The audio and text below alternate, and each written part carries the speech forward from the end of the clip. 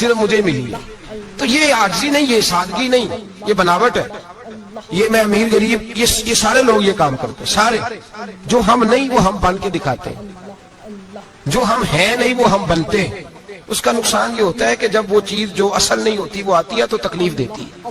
نبی پاک علیہ السلام کی زندگی سادی تھی. کس طرح کی سادی تھی؟ 2 جملے حضرت عبداللہ ابن عباس کے 2 جملے اور بات ختم کر دی. فرماتے ہیں میرے رسول پاک علیہ السلام کی زندگی سادی تھی. یہ کیسی سادی تھی؟ فرماتے ہیں جو ملتا تھا حضور پہن لیتے تھے، جو سامنے آتا تھا کھا لیتے تھے. کوئی تکلف نہیں کہ میں نے یہ نہیں کھانا، یہ کھانا ہے، یہ نہیں لینا، یہ لینا ہے. یہ مزاج نہیں، طبیعت نہیں. ہماری تو پسند ناپسند ہوتی ہے نا. حضور کو کدو زیادہ پسند تھا، یہ تو آپ کو حدیث میں ملے گا، یہ تو ملے گا. لیکن یہ نہیں ملے گا کہ نبی پاک صلی اللہ علیہ وسلم کو گندم ناپسند تھی. یہ نہیں ملے گا. آپ کو یہ تو ملے گا کہ رسول پاک کو دودھ زیادہ پسند تھا. یہ نہیں ملے گا کہ سادہ پانی ناپسند تھا. یہ تو آپ کو ملے گا کہ نبی کریم سید عالم صلی اللہ علیہ وسلم ضمیر پر سونے کو پسند کرتے تھے. یہ نہیں ملے گا کہ چارپائی پہ سونے کو ناپسند کرتے تھے. یعنی حضور کی زندگی سادی ہے، اس میں تکلف ہے، ہماری پسند ناپسند ہوتی ہے. اور جو شے ہمیں پسند نہیں وہ پھر ہے ہی نہیں صحیح، وہ غلط ہو گئی فوراً. وہ سرے سے اس کا کوئی اثر ہی نہیں رہا، وہ بالکل تباہ ہو گئی. میرے حبیب پاک سید عالم علیہ السلام نے سادی زندگی گزاری اور عاجزی والی زندگی گزاری. ہم لوگ عاجز نہیں ہوتے، عاجز نہیں. اگر ہم لوگ عاجز ہو جائیں تو لڑائیاں ختم ہو جائیں. ہر خاندان میں ہر گھر میں لڑائی ہے. اس کا مطلب ہے کہ عاجزی، جہاں عاجزی ہوتی ہے وہاں لڑائی نہیں ہوتی، جھگڑا نہیں ہوتا. ہمارا بھائی سے، بھتیجے سے، بھانجے سے، بیوی سے، سسرال والوں سے، رشتہ داروں سے، بھائیوں سے اگر اختلاف چل رہا ہے اور ہر جگہ چل رہا ہے تو ساری جگہ تو غلطیاں نہیں نہ پائی جاتی، کہیں ہماری بھی غلطی ہوتی ہے. تو یہ جو اختلاف چل رہے ہیں اور صلح نہیں ہو رہی، اس کی وجہ یہ ہے کہ ہمارے اندر عاجزی انکساری ہو. تو پھر تو جھگڑا ہی کوئی نہیں. میرے نبی پاک علیہ السلام کی زندگی میں عاجزی ہے، انکساری ہے. اس لیے حضور نے کبھی لمبی چوڑی باتیں نہیں سنائی. صحابہ کہتے ہیں نبی پاک علیہ السلام تقریر چھوٹی کرتے تھے، نماز لمبی پڑھتے تھے. تقریر، نماز، ہماری باتیں لمبی اور نمازیں اللہ اکبر الٹ بالکل سلسلہ. نبی پاک علیہ السلام نے سادگی، عاجزی کو اپنایا. بہت غریب آدمی، بڑا ماڑا بندہ جو 100 روپیہ دیہڑی لیتا ہے، اور بعد جب وہ دیہڑی کرنے گیا ہے تو وہ شام کو جب اس نے نا سمیٹا ہے نا وہ سیمنٹ اور ریت اور وہ ساری چیزیں، تو وہاں وہ جھاڑو پھیر کے آیا ہے. پھیرتے ہیں نا جی مزدور جھاڑو، یہ کام وہ کرنے کو تیار ہے پر اپنے گھر میں آ کے جھاڑو دینے کو تیار نہیں ہے، اس لیے کہ یہ اس کی مردانگی کے خلاف ہے. بعد جب وہ گیا ہے کسی ہوٹل میں کام کر رہا ہے، ٹائی پینٹ کوٹ پہن کے وہ بڑا اچھا، وہاں اگر اس کو برتن دھونے پڑے تو دھو لیے. بلکہ اگر ناراض نہ ہو جائے باہر رہنے والے ساتھی تو ڈھیروں لوگ باہر جا کے ہوٹلوں میں برتن مانجتے ہیں، لیکن وہاں ان کے روب کو، ان کے نام کو کوئی دھبا لگتا. لیکن گھر کے اندر جس برتن میں انہوں نے خود روٹی کھائی ہے، اگر ان کو یہ کہہ دیا جائے نا کہ یہ دھو لو تو پھر تو طلاق تک نوبت آ جاتی، پھر تو مسئلہ خراب ہے. پھر تو ہو سکتا ہے کہ بیوی کی اماں کی بھی خیر نہ ہو، تجھے اس نے سکھایا ہی کچھ نہیں، مجھے ہی تو نے کہہ دیا اٹھ جا. یہ ہمارا حال ہے ہم سارے عاجز مسکین ہے، ہم سارے ماڑے غریب، یہ سارا اپنی جگہ ہے. لیکن جہاں ڈٹنا ہے، بلکہ یوں سمجھ لیں کہ جہاں روب نہ چلا وہاں مسکین ہو گئے، اور جہاں چل گیا وہاں بادشاہ ہو گئے. میرے رسول پاک سید عالم علیہ السلام کا اسوہ نور سنو. سیدہ طیبہ طاہرہ حضرت عائشہ صدیقہ رضی اللہ تعالیٰ عنہ فرماتے ہیں حضور گھر میں آتے، اگر گھر کے اندر جھاڑو دینے والا ہے تو مصطفیٰ نے اٹھا کے کام کرنا شروع کر دیا. یہ معمولی بات نہیں. اگر حضرت فاطمہ زہرا کی چکی پیسنے کے لیے فرشتے آ سکتے ہیں تو رسول پاک کے گھر کا کام کرنے کے لیے بھی آ سکتے. لیکن میرے نبی پاک صلی اللہ علیہ وسلم گھر میں اپنے کپڑے دھو لیتے، پھٹ جاتے تو حضور سی لیتے. یہاں تک کہ حضرت عائشہ فرماتی ہے ایک دن حضور نے کہا کھانا پکاؤ، تو میں نے کہا کنیز آٹا گوندھ رہی ہے. نبی پاک نے معلومات کی تو پتہ چلا کہ وہ کنیز تو جا چکی، بیمار تھی. فرماتی ہے حضور نے اپنے دستے مبارک سے آٹا گوندا، نبی پاک نے گوندا، نبی پاک نے. لگے جو مزدور شاہ ایسا، نہ دھن نہ دولت سربراہ ایسا، عرش نشیں کا زمین پہ گھر ہے. मेरा पैगंबर अजीम पर है।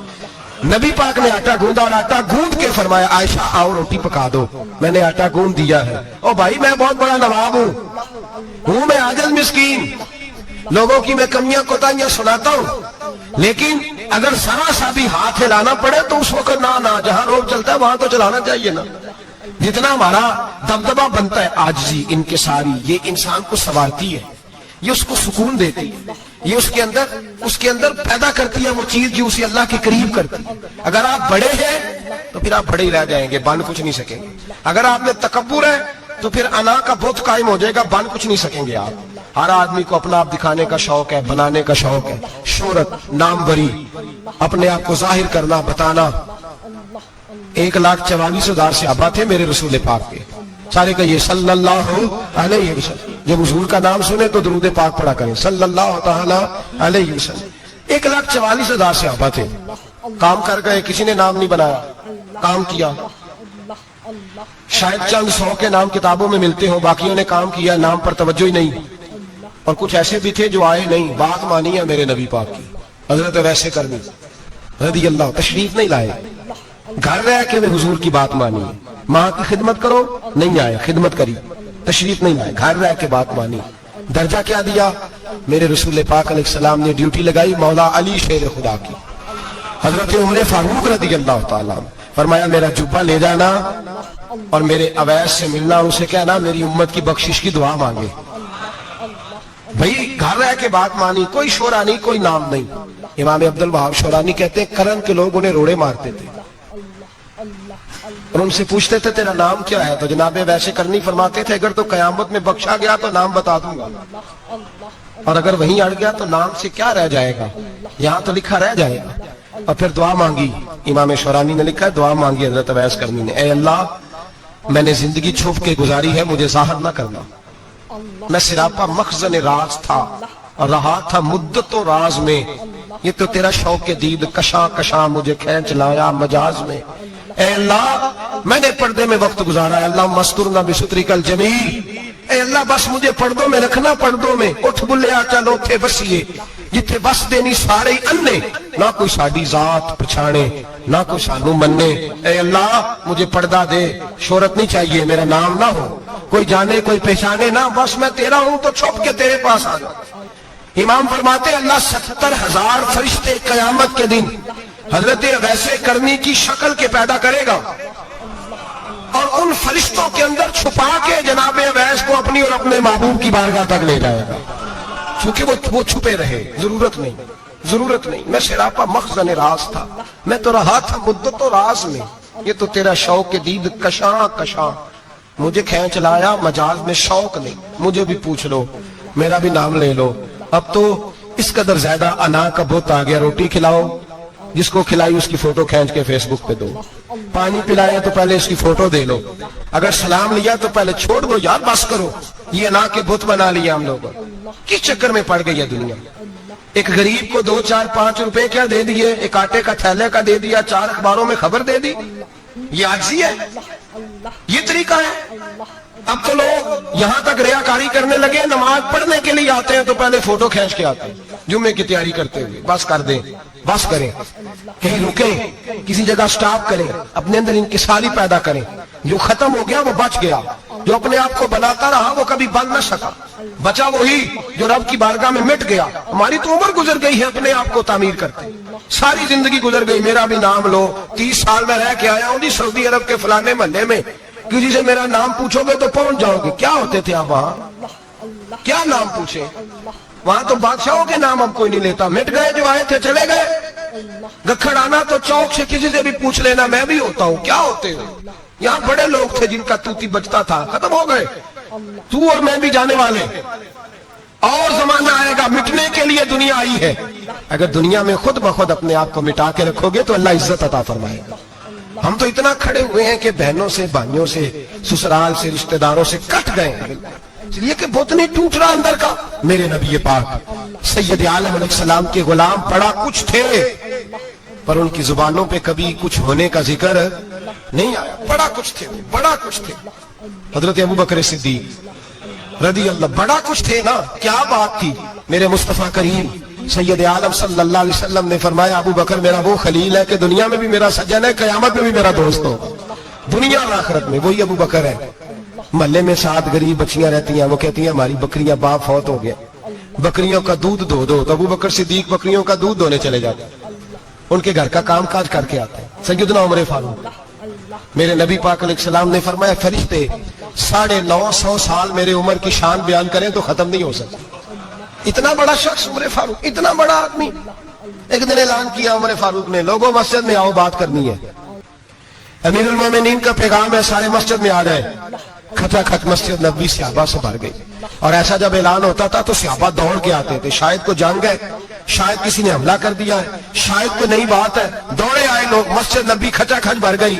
سیدنا فاروق اعظم رضی اللہ تعالیٰ عنہ ممبر پہ بیٹھے، حضرت عبد الرحمن ابن عوف رضی اللہ تعالیٰ عنہ فرماتے ہیں کہ صحابہ تجسس کے دیکھ رہے ہیں کہ پتہ نہیں کسی طرف سے پیغام نہیں آ گیا، کوئی کافر حملہ نہیں کرنے لگا، اللہ جانے کیا ہوا ہے، بڑی پریشانی ہے۔ عمر بیٹھے، اللہ کی حمد کی، نبی پاک صلی اللہ علیہ وسلم پر درود پڑھا، اور پھر عمر فاروق بولے، فرمانے لگے میں جب مکے میں رہتا تھا نا تو کبھی گھر میں قحط آ جاتا تھا، کبھی قحط آتا تھا گھر میں، بکریوں کے دودھ خشک ہو جاتے تھے، گندم نہیں ملتی تھی، پانی نہیں ہوتا تھا، تو فرمایا میری اماں مجھے خالہ کے گھر بھیج دیتی تھی۔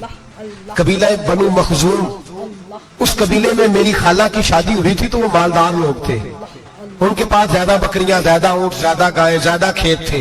حضرت عمر فاروق فرمانے لگے میں ان کے گھر جاتا تو میرے خالو سمجھ جاتے کہ عمر کو اس لیے بھیجا گیا ہے کہ قحط آ گیا ہے، فرماتے ہیں وہ مجھے سویرے بکریاں چرانے لے جاتے، شام تک میں ان کی بکریاں چراتا۔ امیر المومنین عمر، ایک طرف مسئلہ یہ ہے کہ کیسر و کسرا کی دیواریں ہل رہی ہیں عمر کے نعروں سے، اور ادھر عمر منبر پہ بیٹھ کے خطبے دے رہے، فرماتے ہیں میں بکریاں چراتا، شام تک خالہ کے گھر جا کے مزدوری کرتا، اور فرماتے ہیں شام ہوتی تو ایک مٹھی کشمش مجھے دیتے وہ، آپ فرماتے ہیں میں بڑے قد والا تھا، ایک مٹھی کشمش ملتی ہے، کبھی ایک مٹھی کھجورے، میں شام کو کھا کے سو جاتا۔ کئی مہینے یوں ہی گزرتے تو میری اماں کا پیغام آتا کہ علاج صحیح ہو گیا، میرے بیٹے کو بھیج دو۔ یہ بات کہی، حضرت عمر رونے لگے، اور پھر کہنے لگے اب وہ وقت آیا ہے کہ لوگ مجھے امیر المومنین عمر کہہ کے پکارتے ہیں۔ بس یہ 2 باتیں کی، عمر نے کہا چلو ظہر کا وقت ہو گیا، اذان پڑھو، اٹھو نماز پڑھے، اٹھو، اذان ہوئی، اقامت ہوئی، جناب عمر نے نماز پڑھائی، لوگ چلے گئے تو سیدنا عبد الرحمن ابن عوف جو یارانہ تھا جناب عمر سے، بازو پکڑ کے کہنے لگے عمر سیاڑا بندہ یار تو یہ 2 باتیں سنانے کے لیے اتنا مجمع اکٹھا کیا تھا، یہ 2 باتیں کہنے کے لیے کہ میں خالہ کے گھر جا کے مزدوری کرتا تھا تو ایک مٹھی کشمش ملتی تھی، ایک مٹھی کھجورے، یہ کہنے کے لیے کہ میں بکریاں چرایا کرتا تھا۔ حضرت عمر فاروق رضی اللہ تعالیٰ عنہ پھر روئے، پھر آنکھوں میں آنسو آئے، کہنے لگے عبد الرحمن آج نا مصر شام سے کچھ لوگ آئے تھے اور وہ بتا رہے تھے کہ عمر تیرا ڈنکا وہاں بھی بڑا بجتا ہے، وہ مجھے کہہ رہے تھے تیرے نام کے وہاں بھی بڑے دبدبے ہیں، بڑے تذکرے ہیں، تو میرا نفس مجھے کہہ رہا تھا عمر دیکھا تو یہاں بیٹھا ہے، وہاں تیرے نام کا شور ہو رہا ہے، مجھے اس نے بڑا کیا ہے، تو میں نے آج مصطفیٰ کے سارے غلام کٹھے کر کے اپنی اوقات بتا دی، میں نے اپنی اوقات بتائی ہے کہ میں کچھ نہیں، کوئی شے نہیں، کوئی چیز ہی نہیں، اسی کسی دے کچھ نہیں جے لگ دے، نہ کوئی ساڈا دردی، میں نے بتایا ہے کہ میں تو کسی کے بکریاں چرا کے ایک مٹھی کشمش لے کے گزارا کیا کرتا تھا، گزارا مجھے میرے کچھ ساتھی نا لے گئے گجرے والا سردیوں کے موسم میں، مجھے کہنے لگے سویٹر پسند کر لیں اپنی مرضی کا، تو میں نے کہا یار مجھے تو وہی مزہ آتا ہے جو میری اماں کروشیے سے بنایا کرتی، وہی وہ پہلے ابا پہنتے تھے، پھر وہی سویٹر بڑا بھائی پہنتا تھا، پھر ہمارے کھاتے میں آ گیا، اور پھر اس کی تعریفیں ہوتی تھی غربت چھپانے کے لیے، اس کی تعریفیں ہوتی تھی بڑی محنت سے بنا ہے جی، کیا بات ہے، بڑا گرم ہے، تو اب چھوٹے بھائی کو دے دیا جائے، ہم نے کہا وہی زمانہ دیکھا ہے، وہی رنگ دیکھا ہوا ہے، اور اس پر فخر ہے۔ اب تو لوگ جب کچھ ہو جاتا ہے نا، 2-4 لوگ جاننے لگتے ہیں تو لوگ فٹافٹ دعویٰ کر دیتے ہیں خاندانی رئیس اعظم ہو، بڑی بات ہے، ایسی کوئی بات نہیں، جس کو اپنا آپ یاد رہتا ہے اسے خدا بھی یاد رہتا ہے، جسے اپنا آپ یاد رہتا ہے اسے رسول اللہ بھی یاد رہتے ہیں، جسے اپنا آپ یاد رہتا ہے اس کی نظر میں دوسرے لوگ بھی کچھ ہوتے ہیں، میں عمرے کے لیے حج کے لیے جاتا رہتا ہوں، رب مجھے اپنے فضل سے بلا لیتا ہے، تو میں ایئرپورٹ سے نیچے اترا تو ایک ساتھ میرے جاننے والے تھے، دوڑ کے آئے اور مجھے کہنے لگے کیا بات ہے، سنا اس دفعہ آپ سعودی ایئر لائن سے آئے, سیدھا مدینہ شریف آئے, کیا بات ہے آپ کی؟ اور میں نے کہا صاحب چھوڑ دیں, میں بھی جب پہلی دفعہ آیا تھا تو میں بھی بڑا گھور گھور کے ایئرپورٹ دیکھتا تھا, میں نے کبھی دیکھا جو نہیں تھا, میں بڑا گھور گھور کے دیکھتا تھا. کوئی ایسی بات نہیں ہے, یہ نظام قدرت ہے, بادشاہ کے فیصلے ہیں, وہ جب چاہتا ہے جس طرح کے چاہتا ہے فیصلے فرما لیتا ہے, تو یہ اس کے فیصلوں کی بات ہے. ہم لوگ نا جس حیثیت پہ ہوتے ہیں وہی رہ جاتے ہیں, پچھلی بات بھول جاتے ہیں. اس لیے ہم چاہتے ہیں جو بھی ہمیں ملے جھک کے ملے, جو بھی آئے, اور یہ میرا آپ کا سب کا مشترکہ معاملہ ہے. میرے نبی پاک صلی اللہ تعالی علیہ وسلم نے صحابہ سے پوچھا تمہیں بتاؤں جنت کے بادشاہ کون ہوں گے؟ جنت کے عام لوگ نہیں, جنت کے, بولیے گا ذرا, جنت کے اللہ بادشاہ. جنت میں تو جانا بڑی بات ہے, حضور جنت کا بھی بادشاہ. ابن ماجہ میں لفظ ہے, تمہیں پتہ ہے جنت کے بادشاہ کون ہوں گے؟ تو میرے مصطفیٰ کریم صلی اللہ تعالی علیہ وسلم کے غلاموں نے کہا حضور ہمیں نہیں پتا.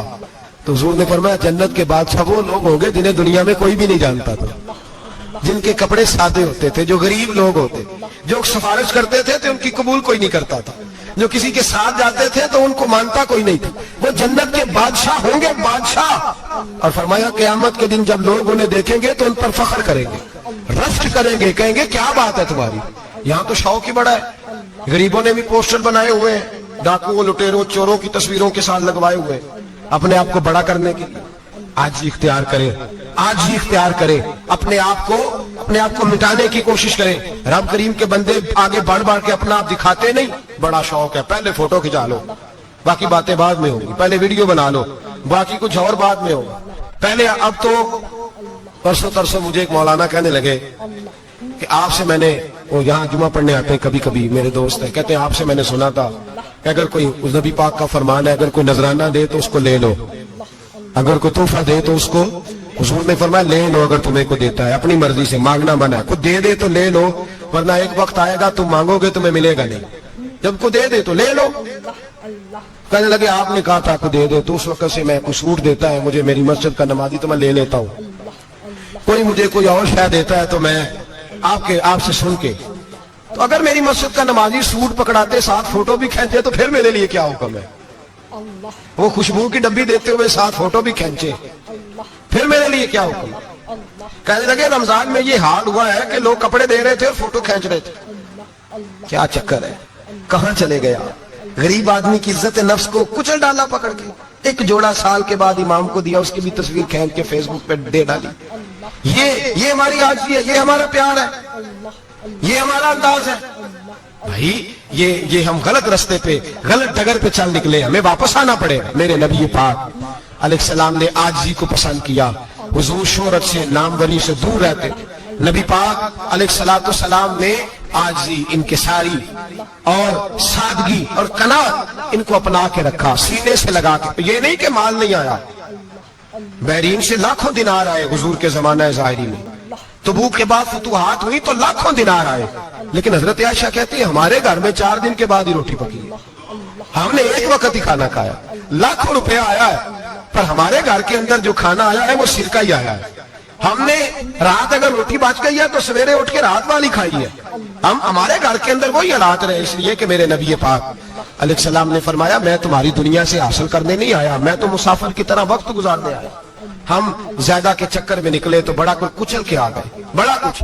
عاجزی جب پیدا ہوتی ہے, انکساری جب پیدا ہوتی ہے, جب تواضع آتی ہے, پھر انسان بنتا ہے, پھر وہ سمجھتا ہے, پھر اس کے اندر تبدیلی آتی, پھر وہ.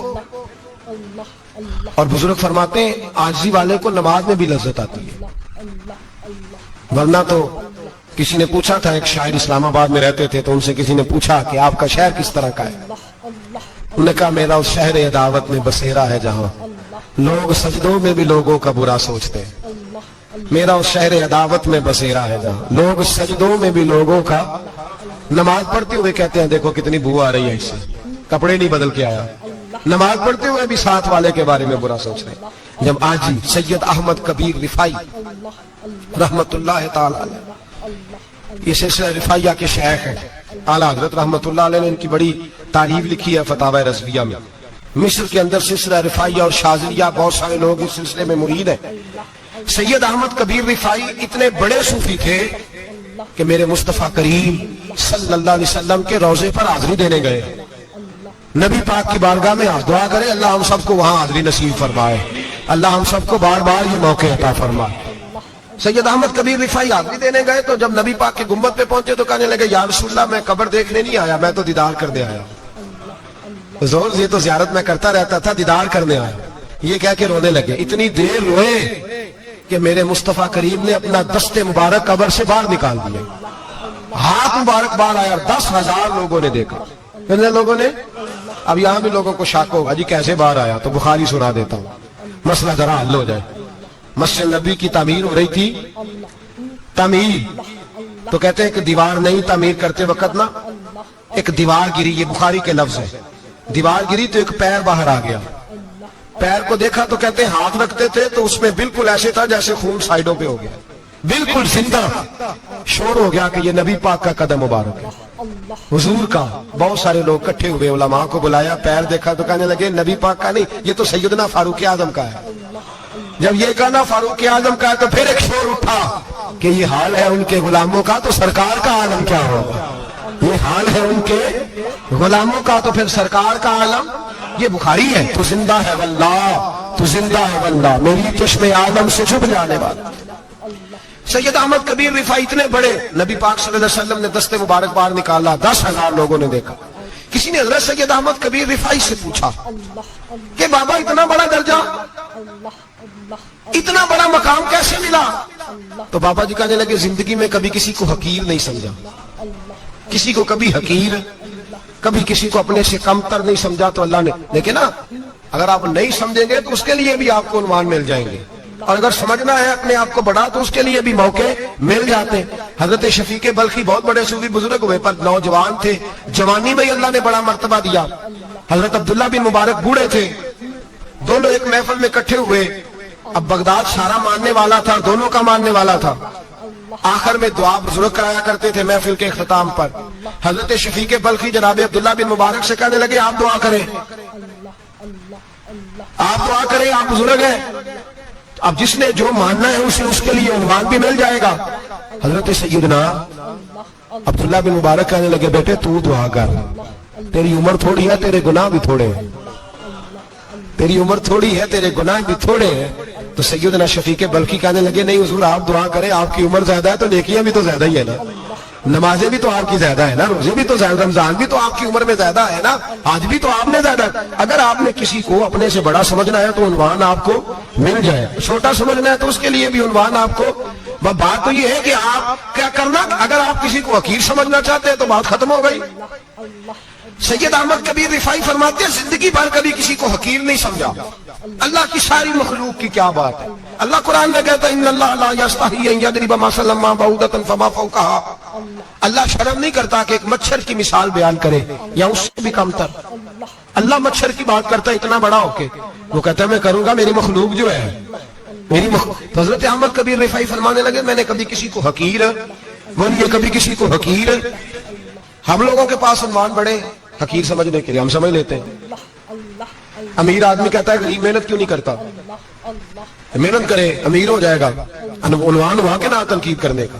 4 بچے ہیں کریں کمائی امیر ہو جائیں گے، اب وہ حقیر سمجھ رہا ہے غریب کو، غریب بھی امیر کو حقیر سمجھتا ہے، وہ بھی کہتا ہے جو اس نے کمایا سارا ہی حرام ہے، جائز ایک پیسہ نہیں، اس نے بھی حقیر سمجھ لیا، یعنی وہ یہ کہہ رہے ہیں کہ میں حلال کھاتا ہوں، یہ امیر حرام کھاتے ہیں، بات ختم ہو گئی، اس نے بھی حقیر سمجھ لیا، اس نے بھی حقیر سمجھ لیا، اب عنوان ہی تھا نا، اگر عنوان بدل لیتے تو بات بن جاتی۔ امیر اگر یہ کہتا کہ میں اس غریب کی مدد کروں گا اس لیے کہ پیسے محنت سے نہیں ملتے خدا کے فضل سے ملتے ہیں، تو وہ یہ نہ کہتا کہ یہ محنت کرتا تو آگے چلا جاتا، اور غریب اگر سمجھتا اس بات کو تو یہ نہ کہتا امیر سارے حرام ہی کھاتے ہیں، وہ کہتا بھئی رب نے جو میرے لیے پسند کیا مجھے دیا، جو اس کے لیے پسند کیا اسے دیا، بات ختم ہو گئی، جھگڑا ختم۔ عنوان تو مل جائے گا آپ کو، مثبت بھی اور منفی بھی، تو اچھی بات نہیں کہ مثبت اختیار کریں۔ سید احمد کبیر رفاعی کہتے ہیں میں گزر رہا تھا، ایک دن میرے ساتھ ایسا ہوا کہ میں گزر رہا تھا کھیت کے اندر سے، ادھر بھی پانی تھا ادھر بھی پانی تھا، ہوتا ہے نا پانی پانی ہوتا ہے فصلوں میں کئی دفعہ، کب ہوتا ہے زیادہ پانی؟ نہیں جب کدو کری ہے جی، اور جب کدو کرتے ہیں نا تو دونوں جانب پانی بھرا ہوتا ہے نا جی، وہ ٹریکٹر بھی پانی میں چلتا ہے، میں پینڈو ہوں نا مجھے زیادہ پتا ہے کیا حالات ہوتے ہیں، تو وہ ادھر بھی پانی تو درمیان میں سے وہ منڈیر ہوتی ہے چھوٹی سی واٹا کھیدا اپنی زبان ہے تو کہتے ہیں ادھر بھی پانی تھا سید احمد کبیر رفاعی کہتے ہیں میں گزر رہا تھا عصر کی نماز کا ٹائم ہو گیا میں جلدی جا رہا سامنے سے کتا آ گیا انسان اشرف المخلوقات ہے لیکن وہ اللہ کا شکر کرے گا کہ اس نے مجھے اشرف بنایا ہے یہ نہیں کہہ سکتا کہ یہ مخلوق حقیر ہے یہ بری ہے یہ نہیں کہہ سکتا شکر کرے کہ مجھے اللہ نے اشرف سید احمد کبیر رفاعی کہتے ہیں کتا آ گیا سامنے سے اب کتا آیا تو مجھے جلدی تھی کتا بھی بھیگا ہوا تھا اب میرا دل کرے کہ کتا نیچے اترے تو میں گزروں کتا کھڑا ہے کہ یہ سائیڈ پہ ہو تو میں گزروں کہتے ہیں دیر ہو گئی تو مجھے ڈر لگتا تھا میں نے کبھی کتے کو بھی نہیں جھڑکا تھا کبھی کتے کو اپنی اتنی حیثیت ہی نہیں جھڑکا ہی نہیں کبھی کسی آپ فرماتے ہیں دیر ہو گئی تو میں نے کہا یا اللہ حضرت سید احمد کبیر کہتے ہیں میں نے کہا یا اللہ اس کتے کو زبان ہی دے دے میں اسے کچھ سمجھا ہی دوں اسے زبان ہی دے دے تو قادر مطلق ہے کہ اسے زبان دے دی تو میں نے کتے سے کہا نیچے اتر جا میں نے نماز پڑھنی ہے تو کہنے لگا بابا جی آپ اتر جائیں میں کیوں اتروں تو سید احمد کبیر رفاعی کہتے ہیں میں نے اس سے کہا کہ بات یہ ہے کہ میرے اوپر نماز فرض ہے تیرے اوپر فرض نہیں تو میں نے نماز پڑھنی ہے اگر میں کھیت میں اتر گیا تو کیچڑ ہے میرے کپڑوں کو مٹی لگ جائے گی پتہ نہیں پانی پاک ہے کہ نہ پاک ہے تو تو اتر جا تیرے اوپر نماز نہیں فرض تو مجھے جانے دے تو سید احمد کبیر رفاعی کہتے ہیں اس نے ایسی بات کی کہ میرے اوپر وجب طاری ہو گیا کتے نے بات کی تو میں کانپنے لگا راتی جاگے شیخ صداوے راتی جاگ دے کتے تیتھوں کتے مالک دا در مول نہ چھڑ دے پاوے مارو 100 جتے تیتھوں کتے وہ ایک برکی دا قدر پچھانن پاوے مالک ہو من ستے تیتھوں کتے رکھا سکھا کھا دینے جا رکھاں وچ ستے تے تیتھوں کتے اٹھ بلیا چل یار منا لے نہیں تے بازی لے گئے نہیں کتے اٹھ بلیا چل یار منا لے نہیں تے بازی لے گئے کتے تے تیتھوں کتے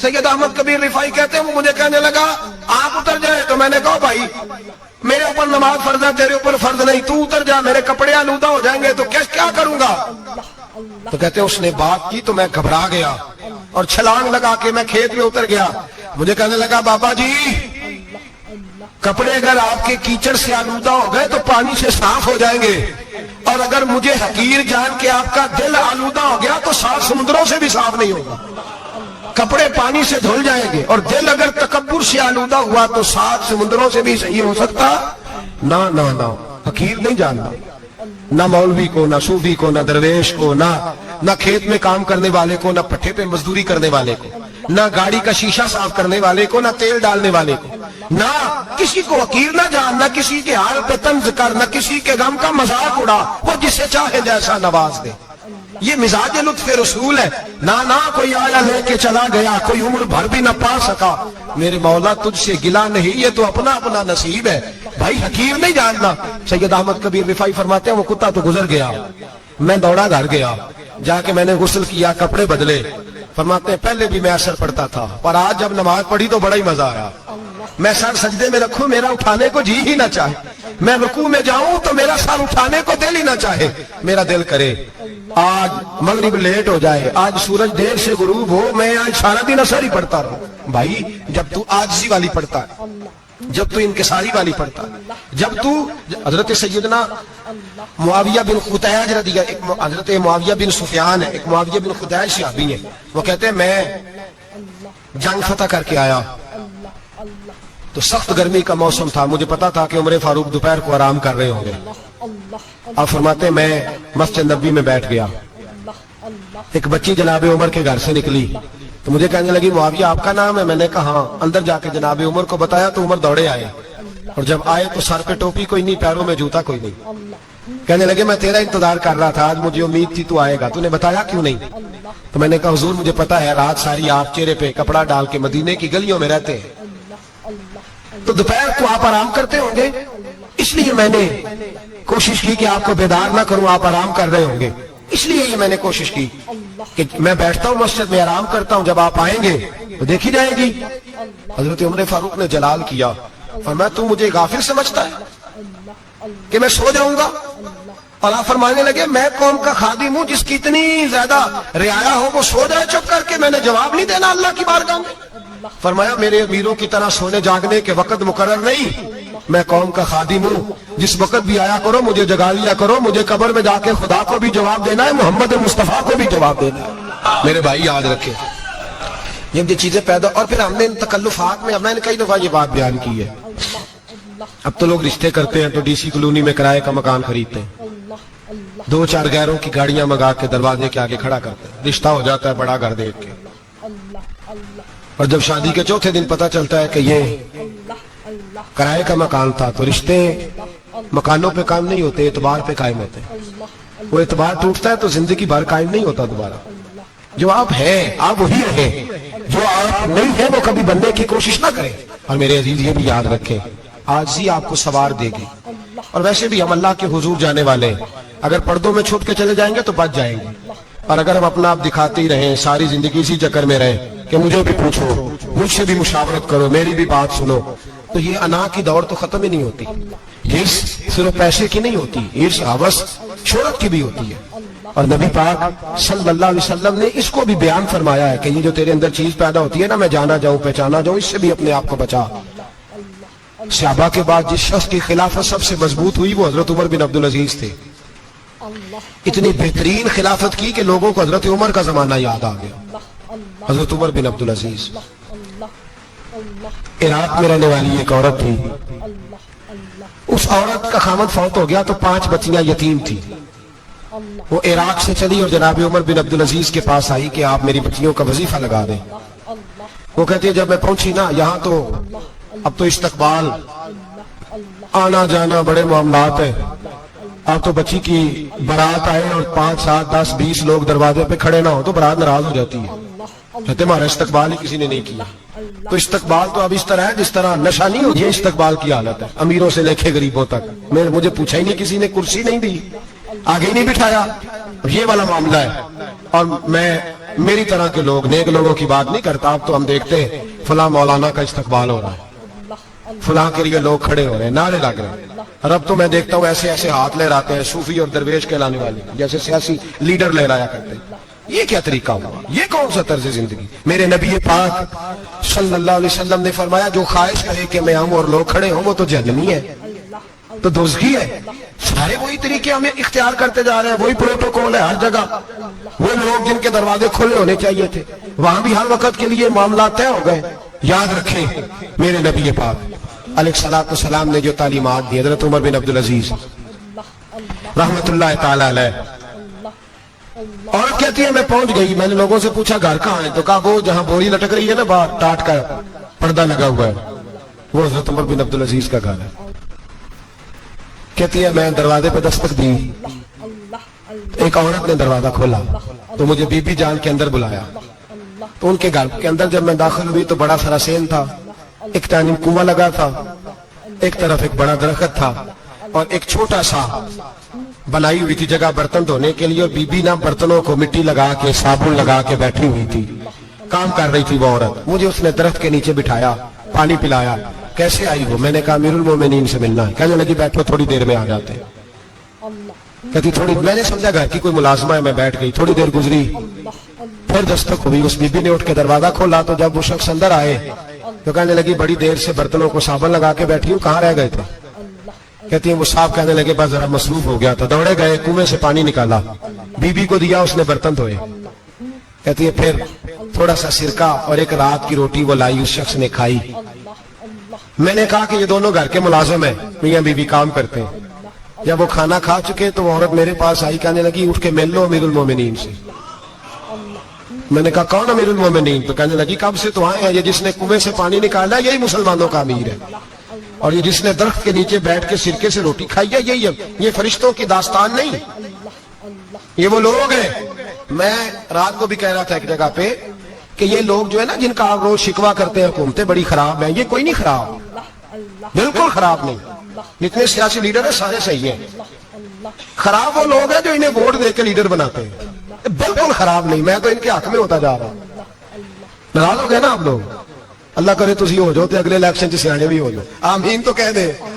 میں نے کوئی مشورہ نہیں دینا، اس لیے کہ میری نظر میں کوئی ایسا شخص نہیں جس کے لیے میں آپ سے کہہ سکوں کہ ووٹ دیں، اور ہم تو ایسی بات کریں تو کئی لوگ ناراض ہو کے چلے جاتے ہیں، لیکن کوئی پرواہ نہیں، اس لیے کہ یہ دین میرے نبی پاک کا دین صرف مسجد کا دین نہیں. انشاءاللہ آئندہ جمعہ نظریہ پاکستان بیان کروں گا اور بتاؤں گا کہ پاکستان کا مطلب کیا. لا الہ الا اللہ محمد رسول اللہ صلی اللہ علیہ وسلم. حضور کا جو قرآن نافذ ہوگا مسجد میں وہ قرآن کچہری میں بھی نافذ ہوگا انشاءاللہ. اور وہ قرآن نافذ ہونے آیا ہے, اسمبلیوں میں وہی قرآن نافذ ہوگا انشاءاللہ. اور یہی جلال جلے گا تو روشنی ہوگی. بیان کریں گے اور ڈٹ کے بیان کریں گے, آپ کو بتائیں گے. میں جو بات سمجھا رہا ہوں فی الوقت وہ سمجھے. مجرم وہ نہیں جو بڑا بن کے لوٹتا ہے, مجرم وہ ہے جو اس کو سپورٹ کرتا ہے, جس نے اسے بڑا بنایا ہے. یہ یاد رکھ لیں. ہماری کوئی بچت نہیں ہوگی, ہم سے پوچھا جائے. ہم سارے کچہری میں کھڑے ہو گئے, اللہ سوال کرے گا کہ تم بتاؤ تم ان کے مددگار کیوں بنے تھے, تم سپورٹ کیوں کرتے تھے, کہ پوچھا جائے گا اور ہم نے جواب دینا ہے.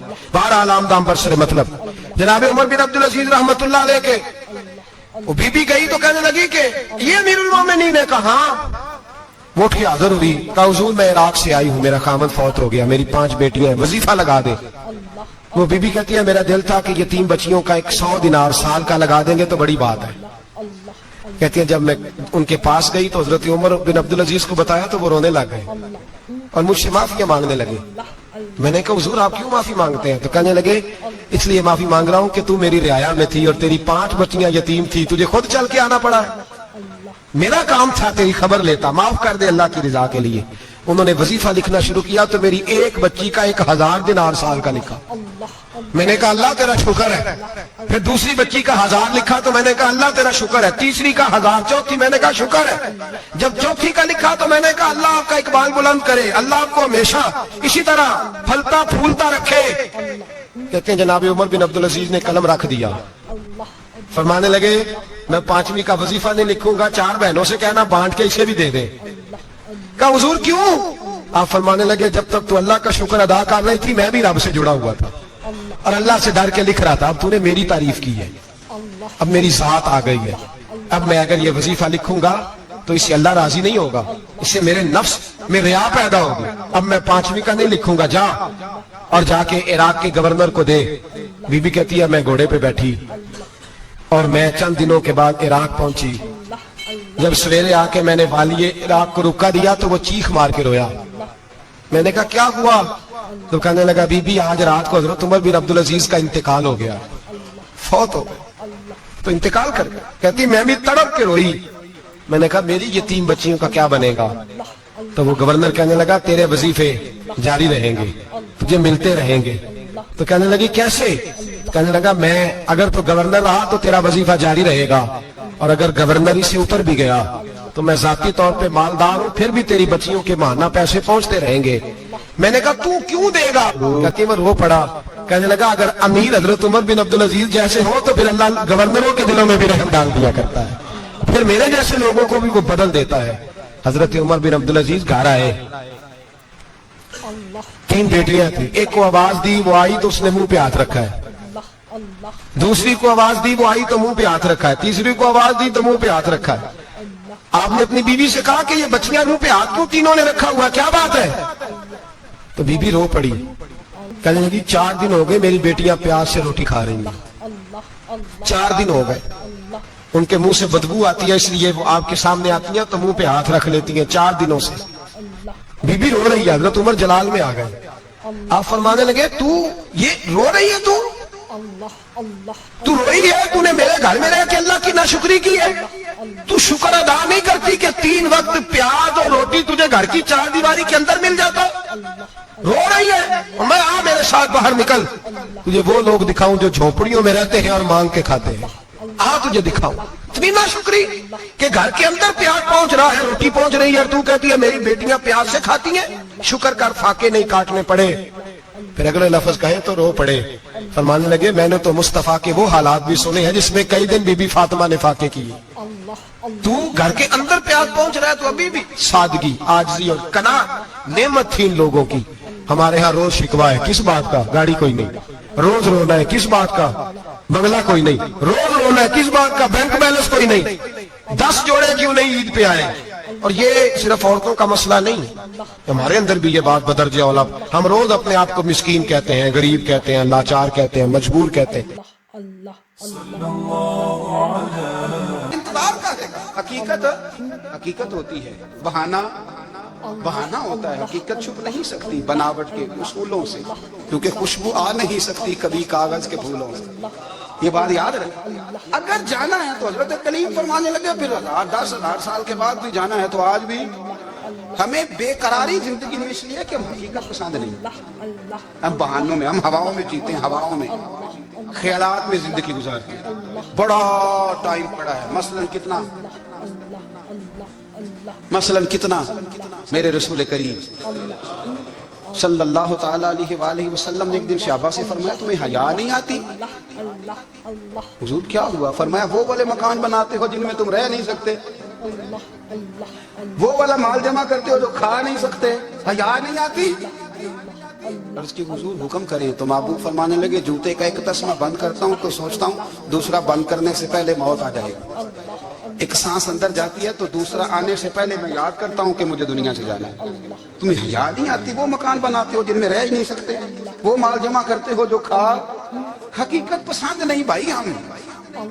بہت سارے لوگ ہیں بڑی باتیں سناتے ہیں، بڑی، میں کہتا ہوں اصل میں نا زیادہ باتیں سنا کے نا بیچارہ اپنے آپ کو مطمئن کرنا چاہتا ہے، اصل بات یہ ہے کہ اندر سے نا ہلا ہوا ہے، کچھ بھی نہیں، بڑا زیادہ ہنستا ہے اور مجھے لگتا ہے کہ کوئی گہرا زخم چھپا رہا ہے۔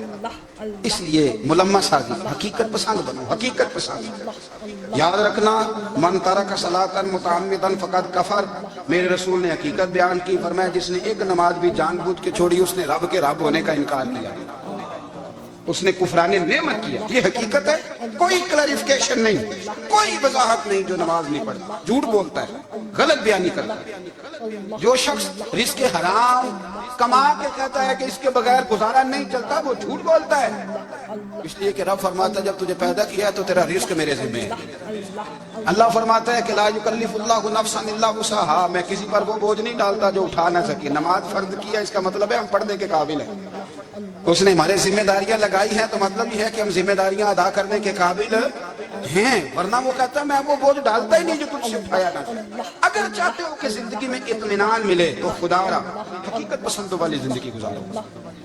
یہ فضاؤں میں زندہ رہنا، ہواؤں میں، اللہ بڑا معاف کرنے والا ہے، اللہ بڑا کریم ہے، معاف کر دے گا، تو بھئی یہ بات صحابہ کو بھی پتا تھی، یہ اہل بیت کو بھی خبر تھی، تو وہ تو ایک ایک بات کا لحاظ کرتے تھے۔ یہ غوث اعظم کو بھی پتا تھی، یہ ان کے والد کو بھی پتا تھی، جنہوں نے کسی کا ایک سیب کھا لیا تھا تو 12 سال اس کے گھر میں نوکری کرتے رہے، انہیں نہیں پتا تھا اللہ بڑا کریم ہے، معاف کر دے گا، ایک سیب ہی ہے نا۔